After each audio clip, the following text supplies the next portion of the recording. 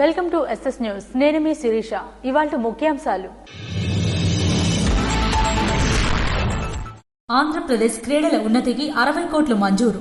ఫలించిన కేంద్ర మంత్రి కింజరాపు రామ్మోహన్ నాయుడు చొరవ. క్రీడా శాఖ మంత్రి మున్సుఖ్ మాండవీతో భేటీ అయిన కేంద్ర మంత్రి కింజరాపు రామ్మోహన్ నాయుడు. విభిన్న రకాల పంటల సాగుకు రైతులకు ప్రోత్సాహం. అటవీ ఉద్యానవన శాఖ ఉన్నతాధికారులతో చర్చించిన రాష్ట్ర ఉప ముఖ్యమంత్రి పవన్ కళ్యాణ్.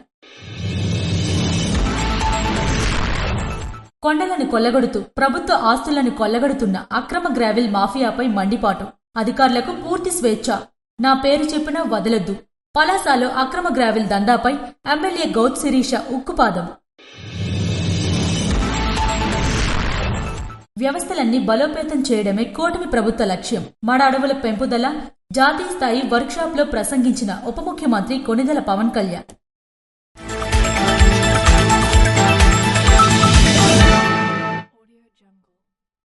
కేంద్ర మంత్రి కింజరాపు రామ్మోహన్ నాయుడు కేంద్ర క్రీడా శాఖ మంత్రి మున్సుఖ్ మాండవీతో భేటీ అయ్యారు.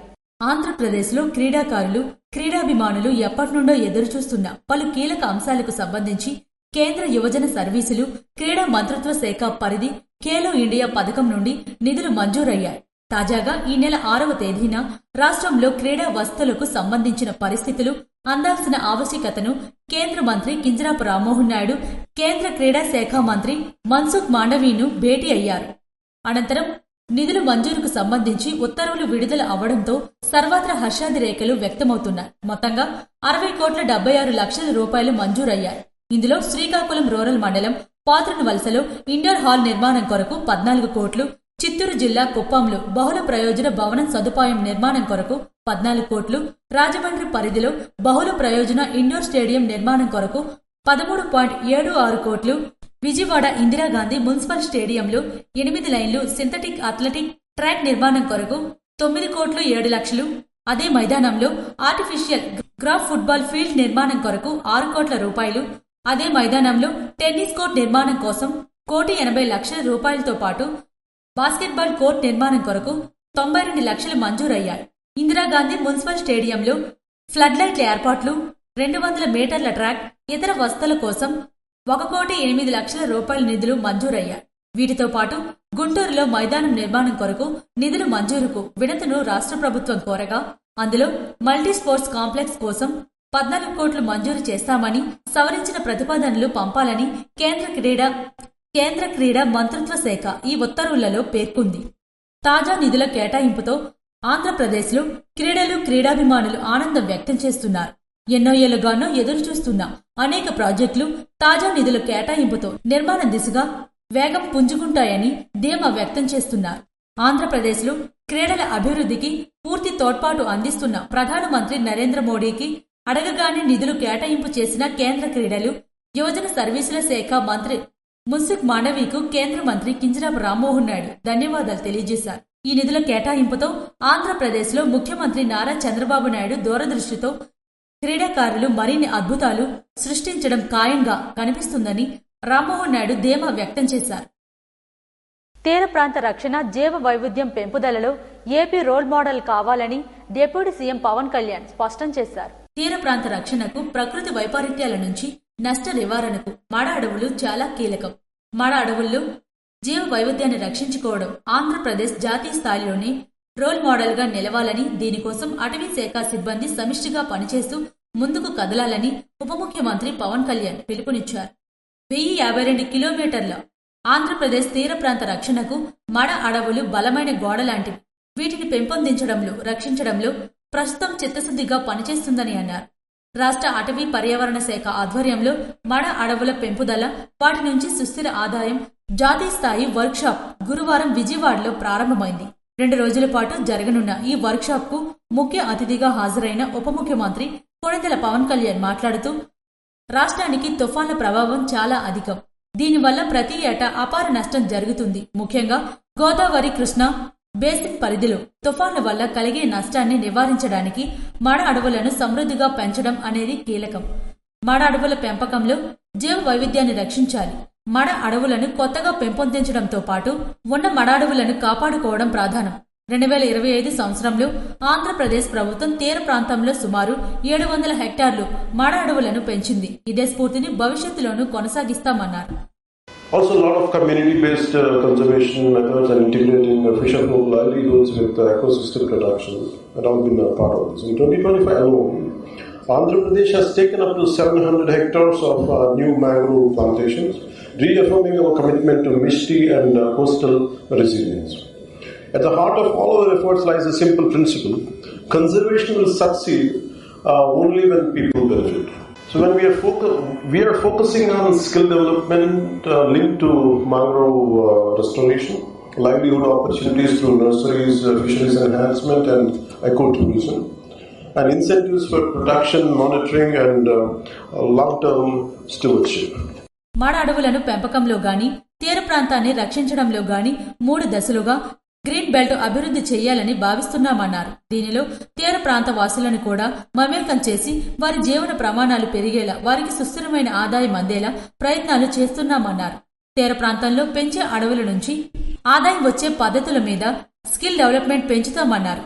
వారికి తగిన ప్రోత్సాహాలు అందిస్తూ మార్కెటింగ్ మీద దృష్టి సారిస్తామన్నారు. ఎకో టూరిజం అభివృద్ధి చేసి ఆదాయం పొందే మార్గాలను తయారు చేస్తున్నామన్నారు. అటవీ శాఖ సిబ్బందికి నా అండ ఎల్లప్పుడూ ఉంటుందన్నారు. సిబ్బందితో పని చేయించుకోవడం ఒకటే కాదు, వారికి తగిన విధానం ప్రోత్సహించాలన్నారు. కష్ట సమయంలో అండగా ఉండాలనే కోణంలో వారి సంక్షేమ నిధికి 5 కోట్లను అందించామన్నారు. నా శాఖల పరిధిలో ఉన్న వారికి ఎప్పుడూ అండగా నిలుస్తానని హామీ ఇచ్చారు. మీరు కూడా అంతే బాధ్యతతో పనిచేయాలన్నారు. కూటమి సర్కార్ వ్యవస్థను బలోపేతం చేస్తుందన్నారు. ప్రభుత్వానికి మంచి పేరు తీసుకురావాలని స్పష్టం చేశారు. అలాగే అటవీ నర్సరీలను ప్రోత్సహిస్తూ వాటి పెంపకం విషయంలో కూడా తగిన ఆదాయం వచ్చేలా గిరిజనులను ప్రోత్సహిస్తున్నామన్నారు. వైవిధ్యమైన మొక్కలు, దేశవాళీ మొక్కలు పెంపుదలకు ప్రాధాన్యమిస్తున్నామన్నారు. మిస్టి కార్యక్రమం ద్వారా మడ అడవుల సంరక్షణకు, పెంపుదలకు ఒక సమగ్ర కార్యాచరణ మొదలు కావాలని మనస్ఫూర్తిగా ఆకాంక్షిస్తున్నా అన్నారు.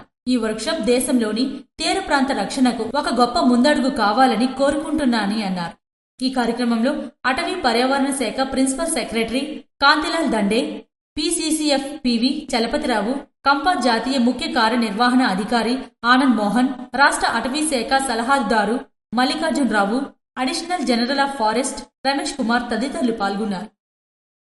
Young India integrated residential schools మొదటి విడతలో పూర్తయ్యే వాటిలో ఎక్కువగా బాలికలకు కేటాయించాలని ముఖ్యమంత్రి రేవంత్ రెడ్డి అధికారులను ఆదేశించారు. Young India integrated residential schools మొదటి విడతలో పూర్తయ్యే వాటిలో ఎక్కువగా బాలికలకు కేటాయించాలని ముఖ్యమంత్రి రేవంత్ రెడ్డి ఆదేశించారు. రానున్న 3 ఏళ్లలో ప్రతి నియోజకవర్గంలోనూ బాలురు, బాలికలకు ఒక్కొక్కటి చొప్పున వీటి నిర్మాణాలు పూర్తి చేయాలని స్పష్టంగా చెప్పారు. విద్యాశాఖకు సంబంధించిన అంశాలపై ముఖ్యమంత్రి డాక్టర్ బిఆర్ అంబేద్కర్ రాష్ట్ర సచివాలయంలో ఉన్నత స్థాయి సమావేశంలో సమీక్షించారు. ఇంటిగ్రేటెడ్ రెసిడెన్షియల్ స్కూల్స్ ప్రభుత్వ పాఠశాలల్లో ఉదయం అల్పాహారం, మధ్యాహ్న భోజనం, 1వ తరగతి నుంచి 10వ తరగతి వరకు ఆధునిక అవసరాలకు అనుగుణంగా సిలబస్ లో మార్పులు సమీక్షించి అధికారులకు పలు ఆదేశాలు జారీ చేశారు. ఇంటిగ్రేటెడ్ రెసిడెన్షియల్ స్కూళ్లను ప్రస్తుతం బాలికలకు కేటాయించిన నియోజకవర్గంలో మరో విడతలో బాలులకు కేటాయించాలన్నారు. ఈ స్కూళ్లలో సోలార్ కిచెన్ నిర్మాణాలను సీఎం కుసుంలో చేపట్టే అవకాశాలను పరిశీలించాలన్నారు. వీటి నిర్మాణాలకు సంబంధించి బిల్లులను ఎప్పటికప్పుడు విడుదల చేయాలన్నారు. పాలిటెక్నిక్ కళాశాలలు, యంగ్ ఇండియా స్కిల్ యూనివర్సిటీ నుంచి బయటకు వచ్చే ప్రతి విద్యార్థికి ఖచ్చితంగా ఉద్యోగం లభించేలా సిలబస్, బోధన అందించాలన్నారు. ప్రస్తుతం కొండంగల్ నియోజకవర్గంలోని ప్రభుత్వ పాఠశాలలు స్వచ్ఛంద సంస్థల ద్వారా అమలు చేస్తున్న బ్రేక్ఫాస్ట్, మధ్యాహ్న భోజన పథకాన్ని తెలంగాణ వ్యాప్తంగా అమలు చేయడానికి గల అవకాశాలను పరిశీలించాలని ముఖ్యమంత్రి ఆదేశించారు. ఈ సమావేశంలో ప్రభుత్వ సలహాదారులు కె కేశవరావు, పి సుదర్శన్ రెడ్డి, వేం నరేందర్ రెడ్డి, ప్రభుత్వ ప్రధాన కార్యదర్శి కె రామకృష్ణతో పాటు ఉన్నతాధికారులు, ఇతర అధికారులు పాల్గొన్నారు. పలాసలో అక్రమ గ్రావిల్ దందాపై ఎమ్మెల్యే గౌత్ శిరీష ఉక్కుపాదం మోపారు. పలాస నియోజకవర్గంలో కొండలను కొల్లగొడుతూ ప్రభుత్వ ఆస్తులను కొల్లగొడుతున్న అక్రమ గ్రావిల్ మాఫియాపై స్థానిక శాసనసభ్యురాలు గౌత్ శిరీష తీవ్ర స్థాయిలో విరుచుకుపడ్డారు. గతంలో జరిగింది ఒక లెక్క, ఈ రోజు నుంచి మరో లెక్క. అక్రమంగా ఎవరు తవ్వకాలు జరిపినా వారి వెనక ఎవరున్నా ఉపేక్షించేదే లేదని ఆమె తీవ్రంగా హెచ్చరించారు. ఈ మేరకు పోలీస్, రెవెన్యూ, మైనింగ్, రవాణా శాఖల అధికారులతో నిర్వహించిన అత్యవసర సమావేశంలో ఆమె దిశానిర్దేశం చేశారు. ఈ సందర్భంగా ఎమ్మెల్యే గౌత్ శిరీష మాట్లాడుతూ నేను చేయని తప్పులకు నిందలు మోయడానికి సిద్ధంగా లేనని అన్నారు. ఈ రోజు నుంచి ఏ అధికారిపైనా రాజకీయ ఒత్తిడి ఉండదన్నారు. అక్రమంగా గ్రావెల్ తరలిస్తున్న వాహనాలను తక్షణమే సీజ్ చేయండి, ఫైన్లు వేయండి, అత్యవసరమైతే వారి లైసెన్సును కూడా రద్దు చేయండి అని ఆమె పేర్కొన్నారు. మీకు పూర్తి స్వేచ్ఛ ఇస్తున్నానన్నారు. ఈ విషయంలో ఎవరు తలదూర్చినా చివరికి నా పేరు చెప్పినా ఉపేక్షించవద్దని ఆమె అధికారులకు భరోసా ఇచ్చారు. క్షేత్రస్థాయిలో ఏం జరుగుతుందో వీఆర్ఓలకు తెలియకుండా ఉండదని, ఇకపై ఎక్కడ అక్రమం జరిగినా సంబంధిత అధికారిదే బాధ్యత అని వారిని కలెక్టర్కు సరెండర్ చేస్తామని స్పష్టం చేశారు. గ్రావెల్ గాని మట్టి గాని ఇబ్బంది రాకుండా చూసుకునే బాధ్యత ఇక్కడ ఉన్న అధికారులు గాని మేము గాని తీసుకుంటాం. ఈ రోజు ఈ సమస్య ఇక్కడ దాకా వచ్చిందంటే చిన్నగా ఉన్నప్పుడే ఆపుంటే వచ్చుండేది కాదు. ఎవరి వ్యక్తిగత పనులకు వాళ్ళు తీసుకొని వెళ్ళడం ఎక్కడ తప్పు అంటారు. దాని వ్యక్తిగతం దాటి దాన్ని ఒక వ్యాపార దృక్పథంగా మార్పులు బట్టే ఈ సమస్య వచ్చింది. మరొకసారి సున్నితంగా స్పష్టంగా చెప్తున్నాను, నేను నింద భరించడానికి సిద్ధంగా లేను. కాబట్టి పలాస నియోజకవర్గంలో 3 మండలాల్లో కానీ మున్సిపాలిటీలో కానీ ఎక్కడైనా గ్రావెల్ మట్టి అక్రమంగా ఎవరు తవ్వినా నాకు ఫోన్లు వచ్చినా కూడా నేను అది రిసీవ్ చేసుకోను, నేను దాని గురించి పట్టించుకోను. వాళ్ళ మీద రెవెన్యూ వాళ్ళు, పోలీసులు వాళ్ళు చేయాలనుకున్న చర్యలు వాళ్ళు తీసుకుంటారని మీకు చెబుతూ సమావేశంలో పాల్గొన్న మైనింగ్ శాఖ అసిస్టెంట్ డైరెక్టర్ బి విజయలక్ష్మి నియోజకవర్గంలోని పరిస్థితిని వివరించారు. పలాస, మందస, వజ్రం కొత్తూరు మండలాల్లో కలిపి మొత్తం 21 లీజులు ఉండగా వాటిలో అత్యధికం పర్యావరణ అనుమతులు, రెవెన్యూ బకాయిలు వంటి కారణాలతో పనిచేయడం లేదని అన్నారు. ప్రస్తుతం పలాస నియోజకవర్గంలో అధికారికంగా పనిచేస్తున్న గ్రావెల్ క్వారీ ఒక్కటి కూడా లేదని ఆమె తెలిపారు. ఈ సమావేశంలో జగన్నాథ సాగరం చెరువు అక్రమ అంశం కూడా ప్రస్తావనకు వచ్చింది. ఇప్పటికే 31 సెంట్ల భూమి ఆక్రమణకు గురైందని రెవెన్యూ అధికారుల నివేదిక ఇచ్చారని, దీనిపై ఎంతటి వారినైనా సరే క్రిమినల్ ప్రొసీడింగ్ ప్రారంభించాలని కలెక్టర్ ఆదేశించినట్లు ఎమ్మెల్యే తెలిపారు. ఈ సమావేశంలో పాల్గొన్న జేసీబీ, ట్రాన్స్పోర్ట్ యజమానులు చట్టబద్ధంగా వ్యాపారం చేయడానికి సిద్ధంగా ఉన్నామని, అయితే అనుమతుల ప్రక్రియను సింగిల్ విండో విధానంలో సులభతరం చేయాలని కోరారు. మొత్తం మీద ఈ సమావేశంలో పలాసలో అక్రమ తవ్వకాలపై ప్రభుత్వ కఠిన వైఖరిని స్పష్టం చేసింది. కోటబొమ్మాలి ప్రభుత్వ డిగ్రీ కళాశాల పునః మంజూరుకు ప్రభుత్వం ఉత్తర్వులు జారీ చేసింది. కొత్త ఏడాది రాగానే కొత్త కానుక వచ్చింది. ఎంతో కాలంగా ఎదురు చూస్తున్న కోటబొమ్మాలి ప్రాంత విద్యార్థులకు ఓ గొప్ప వరం అందించింది కూటమి ప్రభుత్వం. 2014-19 మధ్యకాలంలో మంత్రి కింజరాపు అచ్చెన్నాయుడు హయాంలో మంజూరైన డిగ్రీ కళాశాలలను తర్వాత వచ్చిన వైకాపా ప్రభుత్వం రద్దు చేసింది. ఈ ప్రాంత వైకాపా నాయకులు తీరు కారణంగా ఆ రోజు నిర్దాక్షిణ్యంగా ముందు వెనుక చూడకుండా ఇక్కడ డిగ్రీ కళాశాల ఏర్పాటు అవసరం లేదని, అప్పటి ఉన్నతాధికారులను తప్పుదోవ పట్టిస్తూ ఏకపక్షంగా మంజూరైన కళాశాలలను రద్దు చేయించారు. తరువాత 2024 ఎన్నికల్లో కూటమి అనూహ్య విజయంతో డిగ్రీ కళాశాల పునరుద్ధరణ చేసేందుకు మళ్లీ మంజూరుకు రాష్ట్ర వ్యవసాయ శాఖ మంత్రి కింజరాపు అచ్చెన్నాయుడు చేసిన కృషి ఫలించింది. ఆ రోజు ఎన్నికల ప్రచారంలో భాగంగా అచ్చెన్న ఇచ్చిన హామీ నెరవేరింది. దీంతో కూటమి ప్రభుత్వంలో మరోసారి టెక్కలికి మంచి ప్రాధాన్యం లభించింది. ఉన్నత విద్యను నియోజకవర్గ విద్యార్థులు అందుకోనున్నారు. కూటమి ప్రభుత్వం బాధ్యతలు అందుకున్న రోజు నుంచి విద్యకు అత్యంత ప్రాధాన్యమిస్తూ యువతకు ఉన్నత విద్య అవకాశాలు కల్పించాలనే లక్ష్యంతో పనిచేస్తుంది. అదే లక్ష్యంలో భాగంగా టెక్కలి నియోజకవర్గంలోని కోటబొమ్మాలి మండల వాసులకు ఓ గొప్ప వరం ఇచ్చింది. డిగ్రీ కళాశాల పునరుద్ధరణ కావడంతో త్వరలోనే ఇక్కడ విద్యార్థులకు తమ స్థలంలోనే ఉన్నత విద్యను అభ్యసించే అవకాశం లభించనుంది. వారి ఆంక్షలు నెరవేరనున్నాయి. కూటమి ప్రభుత్వం వెలువరించిన తాజా నిర్ణయంతో నియోజకవర్గ ప్రజలు, విద్యార్థులు, తల్లిదండ్రులు హర్షం వ్యక్తం చేస్తున్నారు. ఈ సందర్భంగా నియోజకవర్గ ప్రజల తరపున మంత్రి కింజరాపు అచ్చెన్నాయుడు ముఖ్యమంత్రి నారా చంద్రబాబు నాయుడికి ప్రత్యేక కృతజ్ఞతలు తెలియజేశారు. ముఖ్యమంత్రి దూరదృష్టి, విద్యాపరమైన ప్రాధాన్య విధానాల వల్లే కోటబొమ్మాలికి డిగ్రీ కళాశాల సాధ్యమైందని ఆయన పేర్కొన్నారు. జ్ఞానభారతి ఇంగ్లీష్ మీడియం స్కూల్లో ముందస్తు సంక్రాంతి వేడుకలు అత్యంత ఘనంగా నిర్వహించారు. శ్రీకాకుళం జిల్లా ఇచ్చాపురం జ్ఞానభారతి ఇంగ్లీష్ మీడియం స్కూల్లో పాఠశాల కార్యదర్శి సీఈఓ జోహర్ ఖాన్ అధ్యక్షతన ముందస్తు సంక్రాంతి వేడుకలు ఘనంగా నిర్వహించారు. సంక్రాంతి వేడుక ఎస్ఆర్ షాపింగ్ మాల్లో సంక్రాంతి సంబరాలు, ఆఫర్ల వెల్లువ. బాయ్స్ టీషర్ట్, లేడీస్ కుర్తీ ఏదైనా 99 రూపాయలకే. ప్రతి 750 ఆపై కొనుగోలుపై స్పాట్ గిఫ్ట్స్.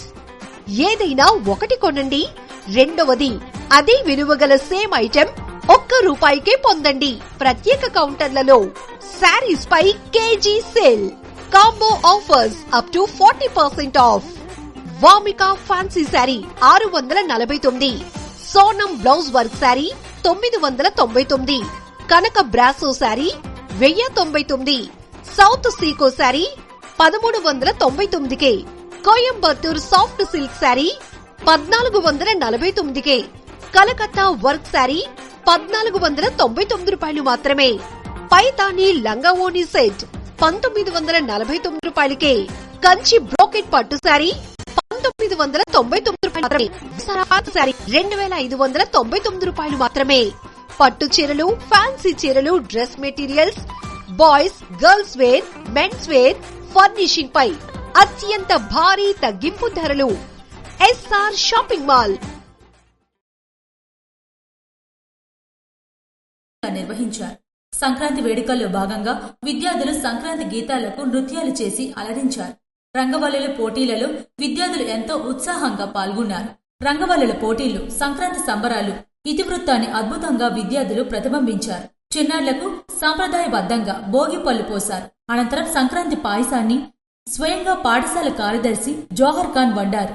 హరిదాసులు గోదాదేవి వేషధారణలతో పాటు రైతు కుటుంబం ఇతర సాంప్రదాయ వస్త్రధారణలతో విద్యార్థులు ఈ వేడుకలలో ప్రదర్శించారు. బాలికలు లంగా ఓణీలు ధరించి తెలుగువారి వస్త్రధారణలతో ఆకట్టుకున్నారు. అనంతరం భోగి మంటను వెలిగించారు. భోగి మంటల చుట్టూ ఉపాధ్యాయులు, విద్యార్థులు చేరి నృత్యాలు చేస్తూ సంబరాలను ఆనందోత్సాహాల నడుమ జరుపుకున్నారు. ఈ సందర్భంగా జోహర్ ఖాన్ మాట్లాడుతూ తెలుగువారి గొప్ప పండుగ సంక్రాంతి ముందస్తు వేడుకలు నిర్వహించుకోవడం ఎంతో ఆనందంగా ఉందని ఆయన అన్నారు. జీవితాన్ని మరింత ఆనందంగా గడపడానికి సంప్రదాయబద్ధంగా వస్తున్న పండుగలు నిర్వహించుకోవడం ఎంతో అవసరమని ఆయన పేర్కొన్నారు. ముఖ్య అతిథిగా పాల్గొన్న ఆధ్యాత్మికవేత్త గోపాలకృష్ణ మాట్లాడుతూ సంక్రాంతి పండుగ ప్రాధాన్యతను వివరించారు. జ్ఞానభారతి పాఠశాలలో ఘనంగా ముందస్తు సంక్రాంతి వేడుకలు నిర్వహించడం, అందులో పాల్గొనడం ఎంతో ఆనందంగా ఉందని ఆయన అన్నారు. ఎగ్జిక్యూటివ్ ట్రస్టీ వజ్రపు రమణమూర్తి మాట్లాడుతూ ముందస్తు సంక్రాంతి వేడుకల్లో విద్యార్థులు ఎంతో ఉత్సాహంగా పాల్గొనడం చాలా ఆనందాన్నిచ్చిందని అన్నారు. విద్యార్థులను వివిధ వేషధారణల కోసం తీర్చిదిద్దిన విద్యార్థుల తల్లిదండ్రులను అభినందించారు. ఈ కార్యక్రమంలో principal IB Panda, manager Pramod Kumar, పరిపాలనా అధికారిని సయ్యదా సుల్తానా, ట్రాన్స్పోర్ట్ మేనేజర్ అలీఖాన్, విద్యార్థుల తల్లిదండ్రులు పాల్గొన్నారు. భూమాతను రక్షించుకుంటూ రైతుల ఆదాయం పెంచాలని డిప్యూటీ సీఎం పవన్ కళ్యాణ్ పేర్కొన్నారు. భూమాతను రక్షించుకుంటూ రైతుల ఆదాయం పెంచే విధంగా ప్రణాళికకు రూపకల్పన చేయాలని రాష్ట్ర ఉప ముఖ్యమంత్రి, అటవీ పర్యావరణ శాఖ మంత్రి కొణిదెల పవన్ కళ్యాణ్ స్పష్టం చేశారు. పండ్ల తోటల్లో విభిన్న జాతుల మొక్కలు సాగు చేయడం ద్వారా భూసారాన్ని పెంచడంతో పాటు వాతావరణాన్ని రక్షించుకోవచ్చని తెలిపారు.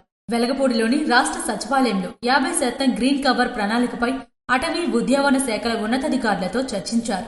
Great green wall of Andhra Pradesh 50% green cover అంశాలపై టాస్క్ ఫోర్స్ ఏర్పాట్ల చర్యల్లో భాగంగా ఈ సమావేశం జరిగింది. గ్రీన్ కవర్ పెంపులో ఉద్యానవన శాఖ పాత్ర, పర్యావరణ పరిరక్షణ, జీవ వైవిధ్యం తదితర అంశాలపై ఈ సందర్భంగా పవన్ కళ్యాణ్ దిశానిర్దేశం చేశారు. ఈ సందర్భంగా పవన్ కళ్యాణ్ మాట్లాడుతూ great green wall of Andhra Pradesh 2047 నాటికి రాష్ట్రంలో 50% గ్రీన్ కవర్ సాధన అంశాలను కూటమి ప్రభుత్వం ప్రతిష్టాత్మకంగా తీసుకుందన్నారు. అందుకోసం అన్ని ప్రభుత్వ రంగ శాఖలు అటవీ శాఖతో సమన్వయంతో ముందుకు వెళ్లాలన్నారు. గ్రీన్ కవర్ ఏర్పాటులో ఉద్యానవన శాఖ పాత్ర కీలకమన్నారు. ఉద్యానవన పంటల సాగులో వైవిధ్యం తీసుకురావడం ద్వారా అటు రైతుకి ఇటు భూమికి ఉపయోగపడే విధంగా చర్యలు తీసుకోవాలన్నారు. ఒకే పంటలో వివిధ రకాల జాతుల మొక్కలు అంతర పంటలుగా సాగు చేసే విధంగా రైతులను ప్రోత్సహించాలన్నారు. సింథటిక్ మందుల వినియోగం తగ్గించేలా అవగాహన కల్పించాలన్నారు. తద్వారా భూమికి చేవ పెరుగుతుందన్నారు. జీవ వైవిధ్యాన్ని రక్షించుకోవచ్చని పేర్కొన్నారు. ఈ సమావేశంలో వ్యవసాయ ఉద్యానవన శాఖ ప్రత్యేక ప్రధాన కార్యదర్శి బుడితి రాజశేఖర్, రైతు సాధికారిత సంస్థ executive director Vijay Kumar, natural farming society director Srinivasulu తదితరులు పాల్గొన్నారు. పాతపట్నం నియోజకవర్గంలో గిరిజన మత్స్యకారులకు 5 లక్షల చేప పిల్లలను ఎమ్మెల్యే మామిడి గోవిందరావు పంపిణీ చేశారు. పాతపట్నం నియోజకవర్గం హిర్మండ్ల మండలం నౌపాడ గ్రామ చెరువులు నియోజకవర్గ శాసనసభ్యులు మామిడి గోవిందరావు చేప పిల్లలను విడుదల చేశారు. ఈ సందర్భంగా ఆయన మాట్లాడుతూ 100% సబ్సిడీతో గిరిజన మత్స్యకారులకు ప్రభుత్వం చేప పిల్లలను పంపిణీ చేపట్టిందని వివరించారు. ఎకరానికి 1000 ఫింగర్లింగ్స్ చేప పిల్లలు, 80 నుండి 100 mm కట్ల, రాగండి, ఎర్రమైల మరియు గడ్డి చేప పిల్లలు జిల్లాలో గల 355 చెరువుల్లో 16 ఐటీడీఏ, సీతంపేట సబ్ప్లాంట్ మండలాలకు చెందిన 2600 గిరిజన మత్స్యకారుల కుటుంబాలకు 20 లక్షల చేప పిల్లలను ఉచితంగా అందించాలని, గిరిజన మత్స్యకారుల సేవలో వారికి ఆర్థిక భద్రత, ఆహార భద్రత, ఉపాధి భద్రత మునుపెన్నడూ లేని విధంగా ఈ ప్రభుత్వం చేపడుతుందని తెలిపారు. పాతపట్నం నియోజకవర్గంలో 5 లక్షల చేప పిల్లలను గిరిజన మత్స్యకారులకు 111 చెరువులలో పంపిణీకి ఎమ్మెల్యే శ్రీకారం చుట్టారు. ఇది వరకు డిసెంబర్లో 3 లక్షల చేప పిల్లలు ఉచితంగా హరిజన, హిరమండలం వంశధార లైసెన్సింగ్ రిజర్వాయర్లలో రిలీజ్ చేసిన సంగతి తెలిసిందే. PMMSY పథకం ద్వారా మరో వారం రోజుల్లో 6 లక్షల చేప పిల్లలు ఉచితంగా వంశధార రిజర్వాయర్లో విడుదలకు సిద్ధంగా ఉన్నామని ఆయన తెలియజేశారు. ఈ కార్యక్రమంలో మండల నాయకులు, గ్రామసభ సభ్యులు, మండల అధికారులు, కార్యకర్తలు పాల్గొన్నారు. ఇవి ఈనాటి వార్తలు. మరిన్ని వార్తలతో మళ్ళీ కలుద్దాం. చూస్తూనే ఉండండి SS న్యూస్.